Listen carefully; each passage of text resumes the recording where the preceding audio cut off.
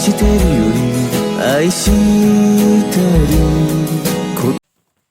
So hello everybody, आज हम लोग न्यू चैप्टर स्टार्ट करने जा रहे हैं बायो के 12th क्लास का सेकंड चैप्टर जो है sexual reproduction and flowering plants. ठीक है, ये मैं 12th क्लास के लिए वन शॉट वीडियो लेके आई हूँ जिसमें हम एंड तक पूरी वीडियो में कवर करेंगे एनसीईआरटी का होल चैप्टर। ठीक है, with important questions, examples, okay, with important diagrams, labelling. ठीक है, तो एंड तक मेरी वीडियो को देखना और उसके बाद आई होप आप सभी के कॉन्सेप्ट जो हैं बिल्कुल क्लियर हो जाएंगे। Okay, now let's start the sexual reproduction in flowering plants. तो now start the first topic of the sexual reproduction in flowering plants, that is flower. ठीक है, now childrens tell me what is flower. Flower क्या होता है? Flower क्या होता है? Flower is a reproductive structure in angiosperms. कैसा structure होता है? ये रिप्रोडक्टिव स्ट्रक्चर होता है एंजियोस्पर्म्स में। ठीक है, फ्लावर्स भी टू टाइप के होते हैं, एक जो होता है एक्सेसरी, एक जो होता है इसेंशियल। एक्सेसरी क्या होता है? वो डायरेक्टली इन्वॉल्व नहीं होते इन रिप्रोडक्शन बट इनडायरेक्टली इन्वॉल्व होते हैं। ठीक है, और इसेंशियल नाम से ही पता चल रहा है, इसेंशियल मतलब ज़रूरी। तो क्या होता है? Directly involve in reproduction. Okay, तो फ्लावर्स में जो एक्सेसरी और इसेंशियल पार्ट्स होते हैं, तो एक्सेसरी में कौन कौन आता है? दैट इज़ जो इनडायरेक्टली इन्वॉल्व होता है वो है कार्पस और कोरोला। ठीक है, बट ये जो directly involve in reproduction system में होता है, ये कौन सा होता है? एक एंड्रोशियम और गाइनोशियम। ठीक है, ये दो पार्ट्स जो होते हैं वो डायरेक्टली इन्वॉल्व होते हैं। गाइनोशियम किसे बोलते हैं? मेल रिप्रोडक्टिव पार्ट को, और सॉरी एंड्रोशियम किसे बोलते हैं? मेल रिप्रोडक्टिव पार्ट को, और गाइनोशियम किसे बोलते हैं? फीमेल रिप्रोडक्टिव पार्ट को। ओके, तो ये याद रखना कि जो इनडायरेक्टली इन्वॉल्व होते हैं वो हैं कार्पस एंड कोरोला। ठीक है, और जो डायरेक्टली इन्वॉल्व होते हैं वो एंड्रोशियम और गाइनोशियम। ओके, इसके बारे में अब डिटेल जो हमें जो डायरेक्टली इन्वॉल्व रिप्रोडक्टिव सिस्टम, क्योंकि हम सेक्सुअल रिप्रोडक्शन पढ़ रहे हैं तो उसमें हम क्या पढ़ेंगे? जो रिप्रोडक्शन में जो डायरेक्टली इन्वॉल्व होते हैं वो हम पढ़ेंगे। तो सबसे पहले कौन सा होता है? एंड्रोशियम। एंड्रोशियम में स्टैमन। स्टैमन किसे कहते हैं? ये जो बना दिख रहा है आपको, इसको स्टैमन बोलते हैं। जस्ट लाइक ये फ्लावर की ओवरी है। ठीक है, ये ओवरी है। ठीक है, और यहाँ से ये जो ऐसे खड़े होते हैं ना, एंथर जिसको बोलते हैं, एंथर। ठीक है, ये फ्लावर होता है, ये फ्लावर की ओवरी है, और ये एंथर है। ये होता है हमारा स्टैमन। ठीक है, और ये जो यहाँ पे जो फूला फूला रहता है, जहाँ पे पॉलन ग्रेन सैक होता है, वो क्या होता है? एंथर, जिसमें पॉलन ग्रेन्स होते हैं। ठीक है, तो हमें समझ में आ गया स्टैमन क्या होता है। देखो, इसको बोलते हैं स्टैमन, इस पूरे को। ठीक है, ये क्या होता है? फिलामेंट होता है। ये एंथर फर्टाइल एंथर होता है। ठीक है, एंथर जिसमें पॉलन ग्रेन्स होते हैं। ठीक है,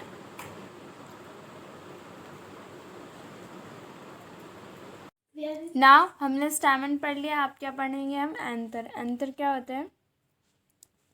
एंथर ये है, ये।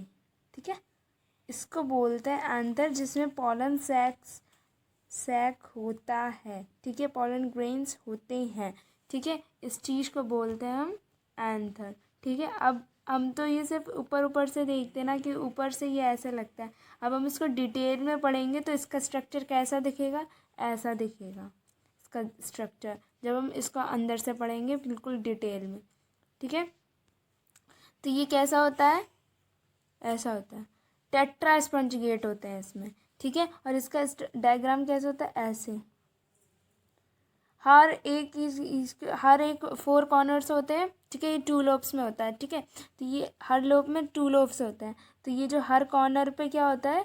वो माइक्रोस्पॉन्जियम्स होते हैं, जिसे हम पॉलन सैक भी बोलते हैं। ठीक है, बीच में एक कनेक्टिव होता है जो एक दूसरे को कनेक्ट करता है।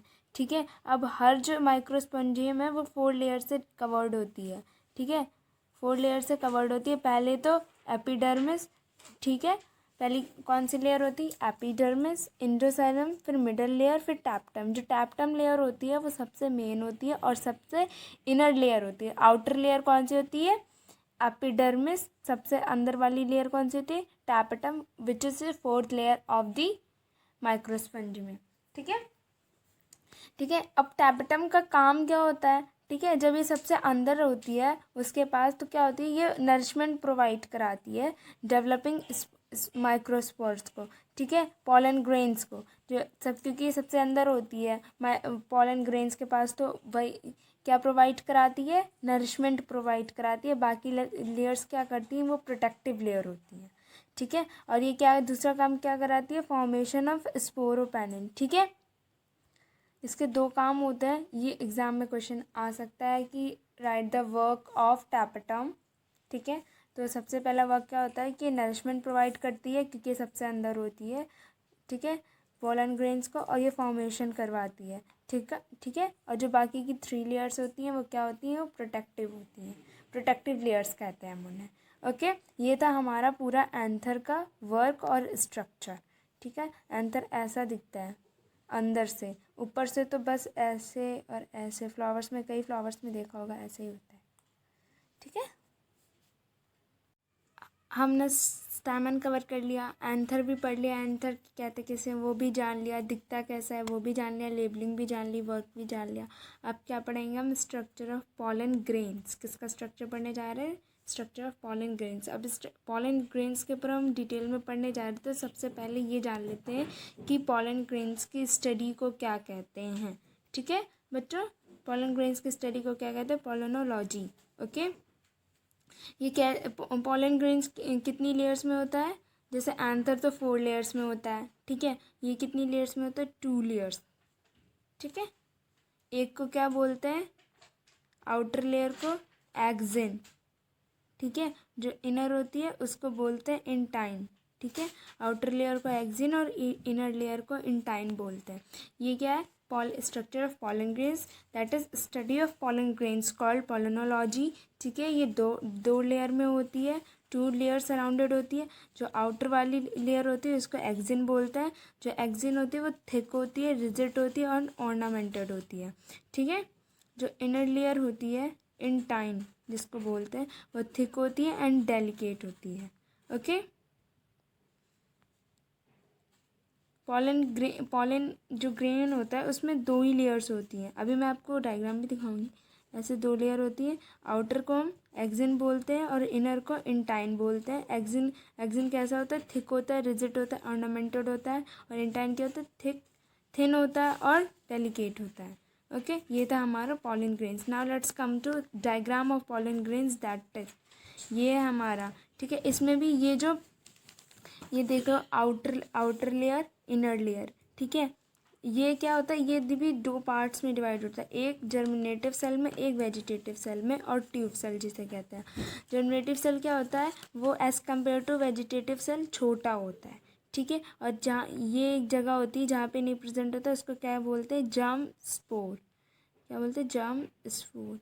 मोनोकॉट्स में 1 जर्म स्पोर होता है, डाइकॉट्स में 2-3 जर्म स्पोर होते हैं, या फिर एक्सिन ही एब्सेंट होता है, मतलब first layer of the pollen grain absent होती है, ठीक है। ये था हमारा diagram of pollen grains, okay. Now अब हम पढ़ेंगे स्ट्रक्चर ऑफ पॉलन ग्रेन्स में सबसे पहला पॉइंट, ठीक है। तो क्या होता है, endothecium helps in dehiscence of anther to release pollen grains, ठीक है। ये पॉलन ग्रेन्स में हेल्प करती है एंथर को, ठीक है, ताकि वो पॉलन ग्रेन्स को रिलीज करो। और ये एंडोथैशियम याद होगा, ये सेकेंड लेयर है एंथर की, sorry, it is the second layer of anther. किसकी लेयर है ये, एंथर की, पॉलन ग्रेन्स की नहीं है। पॉलन ग्रेन हमें याद है कि उसमें 2 ही लेयर थी, एक थी एक्सिन, एक थी इंटाइन, ठीक है। ये एंथर की सेकंड लेयर होती है जो हेल्प करती है पॉलन ग्रेन्स को रिलीज़ करवाने में, ठीक है। अब ये स्पोरोपोलन, ठीक है, ये इम्पॉर्टेंट है बहुत ज़्यादा बोर्ड्स के लिए, ठीक है। तो ये क्या होती है, मोस्ट रिएक्टेंट ऑर्गेनिक मटेरियल होता है ये, ठीक है। मोस्ट बहुत ज़्यादा रिएक्टेंट ऑर्गेनिक मटेरियल होता है। एक्साइन ऑफ पॉलन ग्रेन्स की जो लेयर बनी होती है, जो एक्सिन की ये जो लेयर बनी होती है, हमने पढ़ा था कि पॉलन ग्रेन्स 2 लेयर से बना होता है, एक एक्सिन और इंटाइन। ये जो एक्सिन होता है ये इस लेयर का बना होता है, किसका बना होता है, स्पोरोपोलन का, ठीक है, स्पोरोपोलन, ठीक है, इसका बना होता है, तभी तो ये बहुत ज़्यादा रिजिड होता है, टफ होता है, ऑर्नामेंटेड होता है।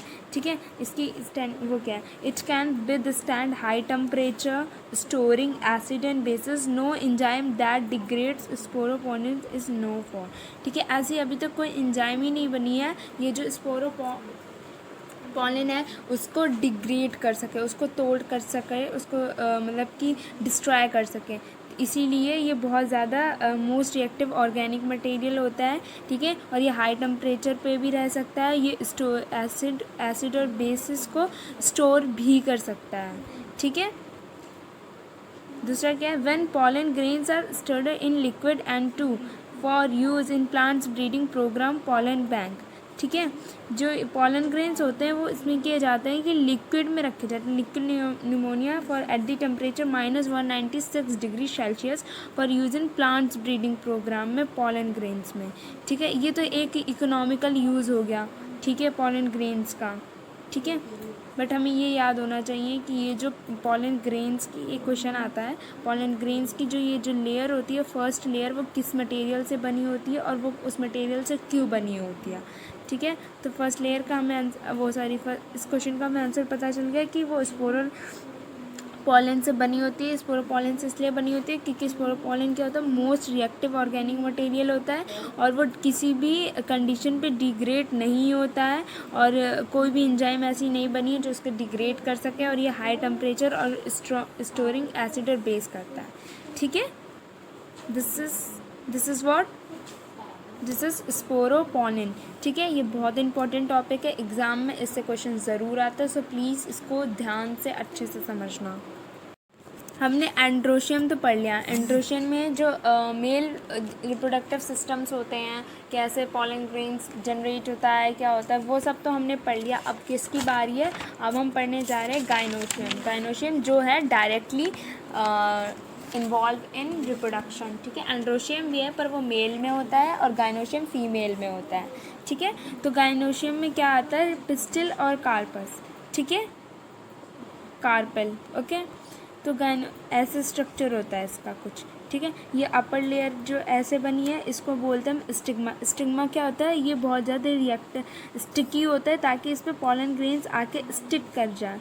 ये जो पॉलन ग्रेन्स को जनरेट करता है उसके बीच वाले ये जो स्टाइल में खड़ा है इसको क्या बोलते हैं, स्टाइल। और ये जो होती है ये ओवरी होती है। ठीक है, इसको ओवरी बोलते हैं और इसके अंदर जो होता है वो ओव्यूल होता है जिसको हम मेगास्पोरेंजियम बोलते हैं। ठीक है, हमने मेल में क्या यूज़ किया था, माइक्रोस्पोरेंजियम। ठीक है, और इसमें क्या फीमेल के लिए क्या यूज़ करेंगे, मेगा। ठीक है, हमने मेल के लिए कौन सा वर्ड यूज़ किया था, माइक्रो। ठीक है, माइक्रो वर्ड यूज़ किया था, और फीमेल के लिए कौन सा यूज़ करेंगे, मेगा। ओके, ये था हमारा स्ट्रक्चर किसका था, गाइनोशियम का स्ट्रक्चर था।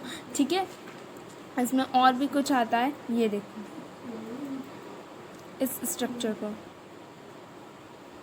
ओके, इसका भी हम डिटेल में पढ़ेंगे कि हीलियम मतलब क्या होता है।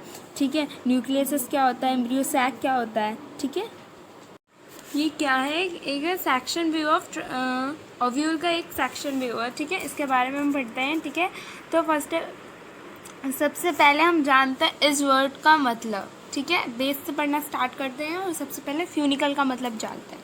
ठीक है, तो इसको कहते क्या है, फ्यूनिकल। और ये क्या होता है, ovules small attach to the placenta in stalk. ठीक है, जो ओव्यूल्स होते हैं वो प्लेसेंटा के पास स्मॉल अटैच होते हैं, किसमें, एक स्टॉक में, उसको क्या बोलते हैं, फ्यूनिकल। ओके, क्या बोलते हैं हम, फ्यूनिकल। Now what is माइक्रोफाइल। ठीक है, अब ये वर्ड्स हम समझते हैं क्या होता है, माइक्रोफाइल। ठीक है, देखो, the nucleus except at the tip where a small opening called the micropyle. ठीक है, देखो एक न्यूक्लियस है। ठीक है, एट द टिप, जहाँ पे ये देखो ये न्यूक्लियस यहाँ पे है, ये है। ठीक है, यहाँ पे एक स्मॉल ओपनिंग दे रखी है, यहाँ पे इस ओपनिंग को हम बोलते हैं माइक्रोफाइल।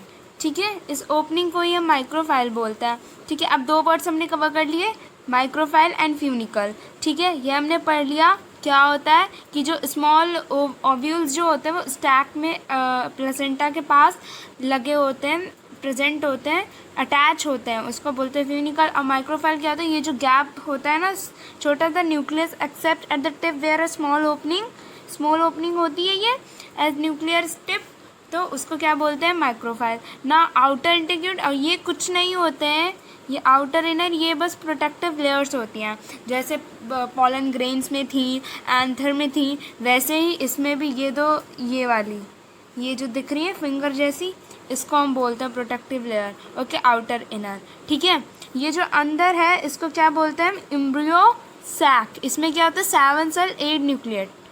ठीक है, इसको क्या बोलते हैं, embryo sac.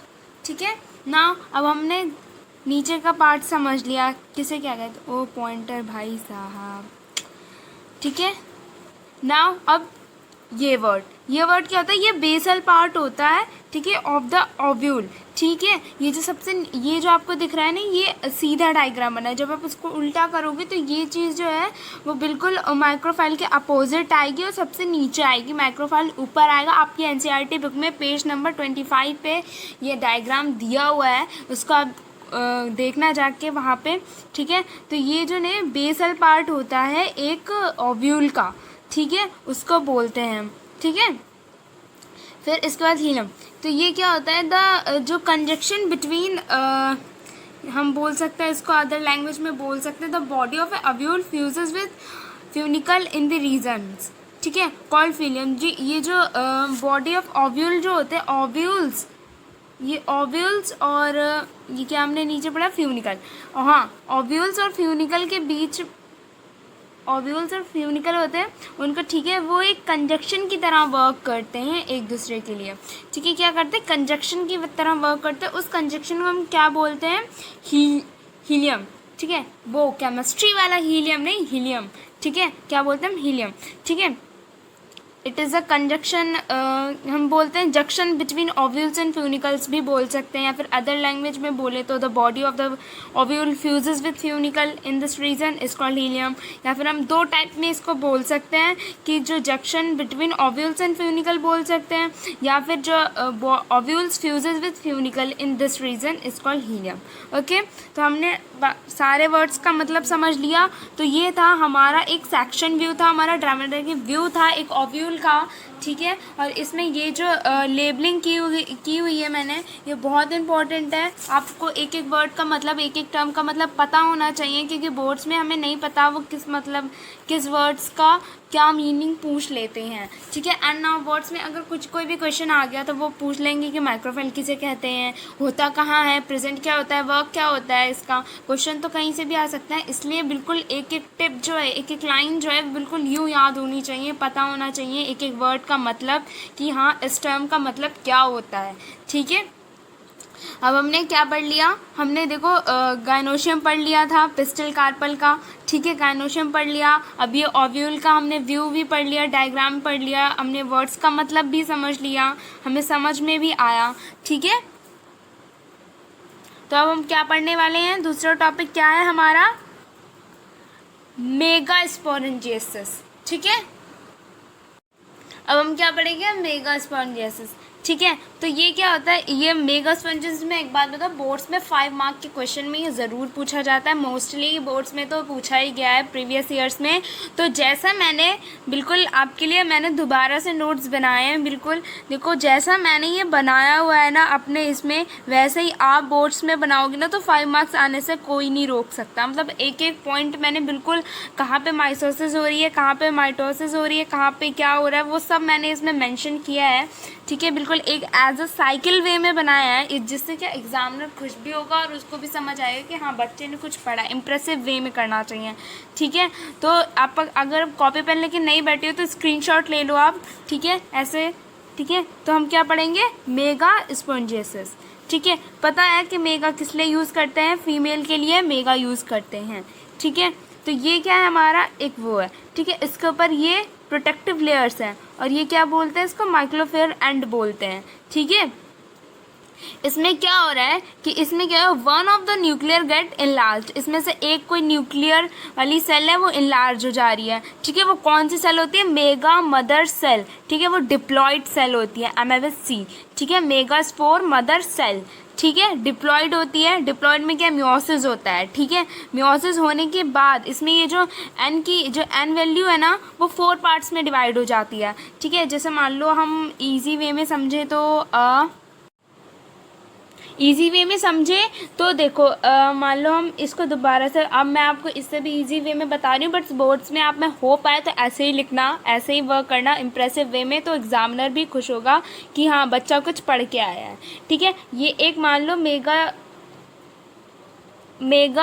Mega spore mother cell है हमारे पास, ठीक है। इसमें मियोसिस 1 हुआ, मियोसिस 1 होने के बाद ये 2 में कन्वर्ट हो गया, ठीक है। इसमें 2 वो आ गई, ठीक है। ये डिप्लॉयड हो गया ये डिप्लॉयड हो गया। ओके, मैं इसको थोड़ा कचड़ा जैसा लग रहा है, बिल्कुल मैं इसको क्लीन कर देती हूँ, फिर आपको समझाती हूँ, ठीक है। ये मदर सेल था हमारे पास, इसमें ये एन था, ठीक है। जब इसमें मियोसिस हुआ तो ये 2 में कन्वर्ट हो गया, ठीक है, एक अपर एक नीचे, ठीक है। जब इसमें मियोसिस सेकेंड हुआ तो क्या होगा, यही जो है ना वो 4 में डिवाइड हो जाएगा, एन ये ठीक है, ये 4 में डिवाइड हो जाएगा, 1 2 3 4। तो इसमें जो ये जो 3 है ना ये डीजनरेट कर जाती हैं ड्यू टू क्योंकि इसमें डिफिशिएंसी ऑफ न्यूट्रिएंट्स की वजह से ये डीजनरेट कर जाते हैं। सिर्फ एक जो ये जो रहती है ना जो एक रहती है वो सिर्फ ही फंक्शनली ग्रो करती है, ठीक है, एक वाली, ठीक है। बाकी जो 3 होती हैं वो सारी डेड कर जाती हैं। देखो यहाँ पे मियोसिस होने के बाद 4 वो बनते हैं, फिर देखो 3 मेगास्पोर टुवर्ड्स माइक्रोफाइल डीजनरेटेड, ठीक है, डीजनरेट हो जाते हैं। क्यों? उसमें क्या होता है, न्यूट्रिशंस की कमी होती है, ठीक है। एंड 1 रिमेन्स फंक्शनल, और एक फंक्शनल रहती है सिर्फ, ठीक है। तो फंक्शनल डीजनरेटिंग मेगास्पोर्स ये रहे, एक फंक्शनल वाली में जो मेगास्पोर थी वो ये रही हमारे पास, ठीक है। इसके बाद क्या होता है, इसमें 3 न्यूक्लियाई डिवीज़न 2 इनलार्जमेंट, ठीक है। ये जो होता है ये इसमें ये डिवाइड हो जाते हैं 2 में, ठीक है, 2 न्यूक्लियर में डिवाइड हो गए और ये बड़े भी हो जाते हैं, ठीक है, इनलार्जमेंट हो जाता है इसमें, ठीक है। इसके बाद देख रहे हो इसमें फिंगर लाइक प्रोजेक्शंस फिर से बन रही हैं जो अभी हमने पहले पढ़ा था, ठीक है। ऐसे होने के बाद ये जो ये 2 में डिवाइड होगा, फिर 4 में डिवाइड होगा, उसके बाद 8 में डिवाइड होगा, ठीक है, 8 में डिवाइड हो जाएगा। ये पहले क्या था, इसमें दोबारा से वो होगा, ठीक है, फंक्शनल जो एक रह जाएगी हमारे पास, इसमें दोबारा से मियोसिस होगा, ठीक है, ठीक है, माइटोसिस होगा, माइटोसिस के प्रोसेस की वजह से ये 2 न्यूक्लियर में डिवाइड हो जाएगी, ठीक है। जब ये 2 में होगी देन दोबारा होगा तो ये क्या हो जाएगा, 4 में डिवाइड हो जाएगा, 4 के बाद 8 में डिवाइड हो जाएगा, फिर देन 8 के बाद ये एक ऐसा 8 के बाद क्या हो जाएगा, 1 nuclear from each pole and migrated to, ठीक है। एक जो न्यूक्लियर इसका होगा ना वो हर एक एंड पे माइग्रेट कर जाएगा, ठीक है, माइग्रेट कर जाएगा। उसके बाद centre wall and migrated to centre and wall formation take place, ठीक है। होगा कि जो एक न्यूक्लियस होगा ना फ्रॉम ईच ठीक है, 1 न्यूक्लियस फ्रॉम ईच पोल, मतलब ये जो पोल्स दिख रहे हैं आपको, ये एक nucleus from each pole migrated to centre, वो सेंटर की तरफ हो जाएगा, ठीक है। हमें एक दूसरा व्यू मिलेगा देखने को दोबारा से, ठीक है। ये जो है सेंटर की तरफ और वॉल फॉर्मेशन करेगा, जो हमारे पास कैसा व्यू आएगा, ऐसा, ठीक है, ऐसा व्यू आएगा एक, ठीक है। ये पूरी प्रोसेस होने के बाद फॉर्मेशन ऑफ मेगास्पोंजियोसिस, ऐसी इजी बात नहीं है, देखो कितने इजी से हमने समझ लिया, ठीक है। हमें पास ये फॉर्मेशन आ जाएगी, ठीक है। इसमें देखो सेंटर वॉल आ गई, इसको क्या बोलते हैं, सेंटर वॉल को पोलर न्यूक्लियाई, क्या बोलते हैं, पोलर न्यूक्लियाई। और ये जो दिख रहे हैं आपको 3 फिंगर लाइक, इसको क्या बोलते हैं, एंटीपोडल्स, क्या बोलते हैं, एंटीपोडल्स, ठीक है। और इसके बीच में ये जो है ना इसको बोलते हैं सिनर्जिएट्स, ठीक है। ये हो जाते हैं एग, ये हो जाते हैं सिनर्जिएट्स हमारे पास। ये पूरा क्या सिनर्जिएट्स और एग मिला के क्या बनाते हैं, एग अपैरेटस, ठीक है। और ये जो हमारे पास क्या है, ये एम्ब्रियो सैक या फीमेल गैमेटोफाइट है, ठीक है। इसमें क्या होता है, 7 सेल्ड एंड न्यूक्लिएटेड होता है, ये 7 सेल्ड एंड 8 न्यूक्लियस होते हैं इसमें, ठीक है। एक बार मैं फिर से रिपीट कर देती हूँ, दोबारा से अगर किसी को नहीं समझ में आया हो तो फिर से समझना, ठीक है, क्योंकि ये बहुत इंपॉर्टेंट है। 5 मार्क क्वेश्चन में पूरी साइकिल को हम बताते हैं, ठीक है। देखो हमारे पास ये बिल्कुल माइक्रोफिल एंड है, ठीक है। इसमें से एक न्यूक्लियस जो है वो बड़ा हो जाएगा, उसमें वो कौन सी सेल होगी, वो मेगा स्पोर मदर सेल होगी। उसमें मियोसिस होगा, मियोसिस के बाद वो 4 में डिवाइड होगा। जो 3 जो है वो डिजनरेट कर जाएंगे क्योंकि उसमें न्यूट्रिशंस की कमी होगी। जो बाकी एक जो होगा वो फंक्शन में आएगा, ठीक है। फंक्शन में आने के बाद इसमें माइटोसिस होगा। माइटोसिस होने के बाद ये फिर से डिवाइड होना शुरू होंगे। पहले दो में डिवाइड होंगे, उसके बाद 4 में, उसके बाद अगली प्रोसेस में 8 में होंगे। 8 में डिवाइड होने के बाद जो है ना, ये सारे जो इसकी एक एक पोलर न्यूक्लियाई होते हैं वो एक एक सेंटर की तरफ माइग्रेट होना शुरू करेगी। माइग्रेट शुरू होने के बाद हमारे पास एक फिर से दोबारा से प्यारा सा स्ट्रक्चर आएगा, ठीक है, जो फीमेल गैमेटोफाइट का, ठीक है। तो ये देखो ऐसे ये बनेगा और जो एक एक पोलर से वो एक एक न्यूक्लियाई जो है वो सेंटर की तरफ माइग्रेट करके आएगी, ठीक है। इसके बाद 2 इसमें न्यूक्लियस हो जाएंगे, उसको बोलेंगे पोलर न्यूक्लियाई, ठीक है। यहाँ पे ये जो ऊपर होता है इसको बोलेंगे एग, और इसके जो बीच में होता है ये आपको फिंगर लाइक प्रोजेक्शंस दिख रहे हैं, इसके बीच ही सेंटर में जो सर्कल्स बने उसको बोलते हैं सिनर्जेट्स, ठीक है। और इस पूरे को बोलते हैं एग अपॉर्टस, ठीक है। फिर ये जो नीचे जो ऊपर की तरफ होते हैं उसको सिनर्जेट्स बोलते हैं, जो नीचे की तरफ होते हैं उसको एंटीपोडल्स बोलते हैं। ये जो फिंगर लाइक दिख रहे हैं इनको हम एंटीपोडल्स बोलते हैं। इनके जो सेंटर में होते हैं उसको सिनर्जेट्स बोलते हैं, ठीक है। और ये कितना है, इसमें 7 न्यूक्लियड एंड 8 न्यूक्लियस होता है। 7 सेल्ड एंड 8 न्यूक्लियट होता है ये, ठीक है। आई होप ये पूरा फॉर्मेशन ऑफ मेगास्पोर समझ में आया होगा। नहीं समझ में आया तो एक बार स्क्रीनशॉट लो या फिर दोबारा से मेरी वीडियो को पॉज करो, बैक में जाओ, फिर देखो, फिर आगे के, क्योंकि आप डाउट क्लियर करते चलोगे ना तो बहुत इजी होगा आपके लिए आगे समझने के लिए, ठीक है। अगर आपको अच्छा लग रहा है, समझ में आ रहा है तो वीडियो का एंड तक देखना और मुझे कमेंट सेशन में ज़रूर बताना कि कैसा लगा 1 शॉट वीडियो, ठीक है, आपके लिए यूज़फुल है या नहीं है। ओके नाउ अब हम दूसरा कौन सा टॉपिक कवर करने जा रहे हैं, पॉलिनेशन। ओके तो हमने क्या पढ़ लिया, फॉर्मेशन पढ़ लिया, जिम्नोस्पर्म पढ़ लिए, ठीक है, एंड्रोशियम पढ़ लिए, एंथर पढ़ लिया, स्टिग्मा पढ़ लिया। अब हम क्या पढ़ेंगे, पॉलिनेशन एंड वो टाइप्स ऑफ पॉलिनेशन पढ़ेंगे और कौन सा यूज़फुल होता है, कौन सा डिसएडवांटेज, सब कुछ हम इस वीडियो में पढ़ने वाले हैं अब, ठीक है। सॉरी, ठीक है। तो पॉलिनेशन कहते किसे हैं, the transfer of pollen grains from anther to stigma को हम क्या बोलते हैं, पॉलिनेशन, ठीक है। ये जो ओवरी बनी होती है स्टिग्मा में, पता है कि इस जगह को बोलते हैं, और ओवरी ये है, मान लो पॉइंटर से सही से नहीं बन रहा है बट हाँ मैंने डायग्राम दिखाया था पहले, उसको ध्यान से देखना आप। ये है एंथर, ठीक है, इसको हम एंथर बोलते हैं। और ये इसका जो पॉलन ग्रेन होता है वो आके यहाँ पे पेस्ट हो जाता है, मतलब किसी का भी फ्लावर का, ठीक है, कोई ज़रूरी नहीं सेम फ्लावर हो, डिफरेंट टाइप्स ऑफ अभी पॉलिनेशन पढ़ेंगे ना तो उसमें हम समझेंगे, ठीक है। फिलहाल पॉलिनेशन क्या होता है कि transfer of pollen grains from anther to stigma is called pollination। Okay pollination भी 2 टाइप की होती है, एक एटोगैमी, जिटेनोगैमी और एक्जिनोगैमी, ठीक है। तो ऑटोगैमी क्या होता है, पॉलिनेशन इन सेम फ्लावर होता है। इसमें पॉलिनेशन इन सेम फ्लावर होता है कि मतलब एक बाइसेक्शुअल फ्लावर है, ठीक है, उसी में स्टिग्मा है, उसी में एंथर है, तो एंथर का जो पॉलन ग्रेन होगा वो निकल के स्टिग्मा पे ही स्टिक हो जाएगा, कि दूसरे फ्लावर में नहीं जाएगा, सेम फ्लावर में रहेगा, ठीक है, ठीक है। अब ना जिटेनोगैमी क्या होता है, pollination between different flowers of same plant, मतलब कि फ्लावर्स अलग अलग हैं बट जो प्लांट है वो सेम रहेगा, उसको क्या बोलते हैं हम, जिटेनोगैमी। ऑटोगैमी में क्या था कि हम सेम फ्लावर की ही बात कर रहे थे, ठीक है, सेम प्लांट है, सेम फ्लावर है, बट इसमें क्या फ्लावर्स बदल सकते हैं पर जो प्लांट होगा वो सेम, ठीक है।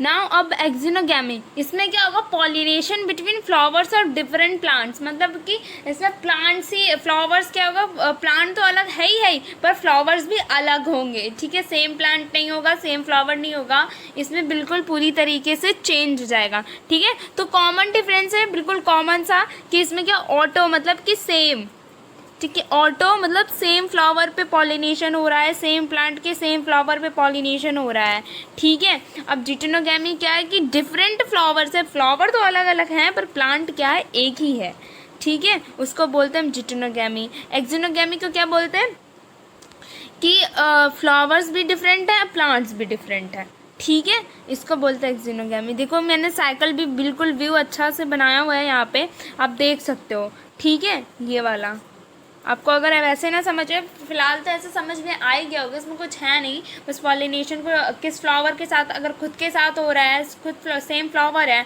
तो उसको हम ऑटोगैमी बोलेंगे। जिटेनोगैमी मतलब फ्लावर तो सेम है, सॉरी फ्लावर डिफरेंट है बट क्या हुआ, सेम प्लांट तो है, घर तो एक ही है ना, तो उसको हम जिटेनोगैमी बोलेंगे। एक्जिनोगैमी मतलब डिफरेंट फ्लावर्स है, घर भी अलग है और जो है ना फ्लावर्स जो हैं वो भी अलग ही अलग हैं, ठीक है। घर का मतलब पेड़, ठीक है, प्लांट, कुछ और मत समझ लेना बच्चों, ठीक है।